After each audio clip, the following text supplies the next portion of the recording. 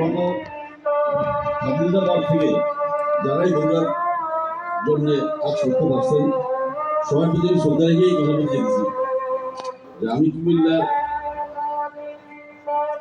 দক্ষিণ জেলার আহ্বায়ক হওয়ার পরে আমার প্রায় 10টা উপজেলায় কুমিল্লা 10টা উপজেলাতে বিভিন্ন প্রান্তে ঘুরতে হচ্ছে। আর আমি দলের পক্ষ থেকে যখন দায়িত্বপ্রাপ্ত হই আমি একদম ওয়ার্ড লেভেল থেকে ইউনিয়ন লেভেল থেকে আমার দলের সংগঠনে গড়ায় উঠি। এই কারণে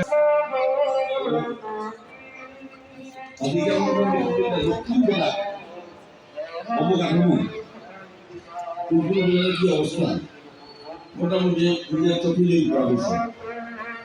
আমি কম্পেয়ার করি আমাদের মনে হচ্ছে যে আমাদের ধর্ম উপজেলা অতটা খারাপ অবস্থা নেই, কিন্তু আমরা এটাকে আরো অনেক ভালো করতে পারি, কিন্তু আমরা চেষ্টা করি।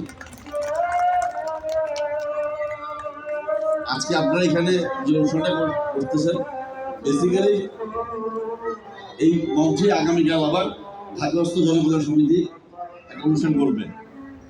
এই সামাজিক সংগঠনগুলোর মাঝখান দিয়ে যদি আমরা বগুড়ার সম্পৃক্তি বাড়াই, বগুড়ার কথা চিন্তা করি, কোন কালে একটা বৃত্তি পরীক্ষা আছে জনকল্যাণ সমিতি যেটা করবেন, আপনারা আজকে এখানে অনুষ্ঠান করতেছেন, এরকম আরো অনেকগুলি অনুষ্ঠান আছে। যেমন আমি গত বছর আমাদের ছাত্র কলা সমিতি একটা অনুষ্ঠানে গেছিলাম। এই যে সামাজিক, এগুলি কিন্তু সামাজিক সংগঠন, সমাজকে সুন্দর করতে, সমাজকে সমৃদ্ধ করতে, সমাজের মধ্যে প্রভাব বিস্তার করতে কিন্তু সংগঠনগুলি কাজ করে। তো আমি সবসময় দোয়া করি যে এই সংগঠনগুলি যেন রাজনৈতিকভাবে প্রভাবিত না হয়। এই সংগঠনগুলি যেহেতু সামাজিক সংগঠন, এদের কোনো রাজনৈতিক আদর্শ থাকা উচিত না। এখানে সব মধ্যে সব মিলে মানুষ সবাই এটা সার্বজনীন হবে। আর যখনই সার্বজনীন হবে তখনই আমাদের যে উদ্দেশ্যটা যে সামাজিক কর্মকাণ্ড করা, বগুড়ার চিন্তা করা, বগুড়ার জন্য ভালো কিছু করা, সেটা উদ্দেশ্যটা সফল হবে।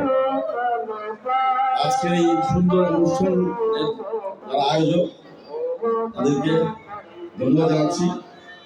আমাকে এখানে আমন্ত্রণ করার জন্য এই কমিটির মেম্বারদের এবং আপনাদের সবাইকে ধন্যবাদ জানাচ্ছি। এই অ্যালুমিনি অ্যাসোসিয়েশনের ভবিষ্যতে যেন বগুড়ার জন্য আরো সুন্দর সুন্দর কিছু করতে পারে, সামাজিক কর্মকাণ্ডে যেন আরো অবদান রাখতে পারে, এই আশাবাদ ব্যক্ত করে আসছি।